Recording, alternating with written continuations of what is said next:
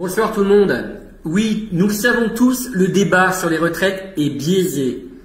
Écoutez bien, il faudrait que cette vidéo, 47 millions d'électeurs puissent la voir dans le cadre du débat sur les retraites, de la grande concertation, car la réponse qui est donnée par le responsable syndical, elle n'est jamais envisagée et là on va lui couper la parole. Écoutez bien. Attendez, les projections économiques qui nous sont proposées sont très optimistes, Monsieur Omril. Moi, je pense que c'est pas 10 milliards d'euros qu'il nous faudra en 2025, mais beaucoup plus. Regardez les projections de croissance, de productivité. On a pris ce qu'il y avait de mieux, mais qu'on ne réalise jamais en France. Donc, ça veut dire qu'il va manquer de l'argent. Qu'est-ce que vous souhaitez, vous? Vous souhaitez qu'on augmente les cotisations? Et de qui? Des salariés? Des employeurs? Vous voulez qu'on réduise les pensions? Qu'est-ce que vous souhaitez exactement pour que je comprenne? Moi, je souhaite que le travail soit mieux valorisé en termes de contribution, donc de salaire, dans le partage de la valeur ajoutée. Pour moi, c'est très très clair. Et il me semble d'ailleurs que si on active ce paramètre-là, on trouve beaucoup de solutions, et on aurait trouvé par le passé beaucoup de solutions au problème de retraite. Oui, et d'ailleurs, Monsieur Perry, c'est vous-même. Oui, vous voulez qu'on augmente les salaires? Mais comment? Oui. Bien entendu. Et vous-même, vous l'avez dit, on est passé d'un ratio de 4 actifs pour un retraité à 2 actifs pour un retraité au début des années 2000. Or, l'effort des années 60 aux années 2000, on est passé de 4 à 2. Donc l'effort qu'on a fait porter sur le travail, sur les actifs, il a été multiplié par 2.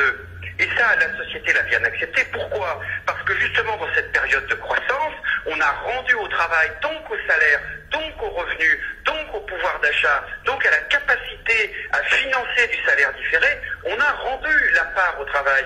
Et depuis le début des années 80, on n'a pas rendu sa juste part. On le sait très bien, les salaires, ils ont décroché du PIB de l'ordre de 2 à 3 points entre les années 80 et les années 2000. Et ça, c'est absolument colossal. Donc dès l'instant qu'on n'a pas redonné au travail et à sa capacité à financer du salaire différé, qui n'est rien d'autre que du financement de l'activité différée, dès l'instant qu'on lui a pas donné sa part, eh bien, on a géré... En vrai, mais là, on est dans des choses assez techniques et assez compliquées. Et je ne suis pas spécialiste et j'avais des questions. Et en tout cas, une question. Eh ben oui, si t'es pas spécialiste, laisse parler les gens. Toute la réalité, toute la vérité du problème des retraites, en tout cas une grande partie vient d'être dite. Et tout s'est passé effectivement au début des années 80. Le problème, c'est les salaires.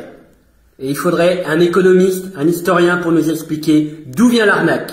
Aujourd'hui, l'arnaque, c'est ce débat, ces messages qui a marqué là, qu'on nous répète. Travailler plus longtemps parce qu'on vit plus longtemps. Il est évident que les Français ont bien compris que, bon, ils ont bien accepté qu'il fallait travailler plus longtemps. Et tout ce lavage de cerveau, alors que la vérité, quand quelqu'un essaie de la dire enfin dans le cadre d'un débat, on lui coupe la parole. Faites tourner parce que cet élément-là, cette petite vidéo-là, il y a tout dedans. Tout le comportement des médias et toute la vérité qu'on voudra jamais aborder dans le cadre d'une discussion sérieuse.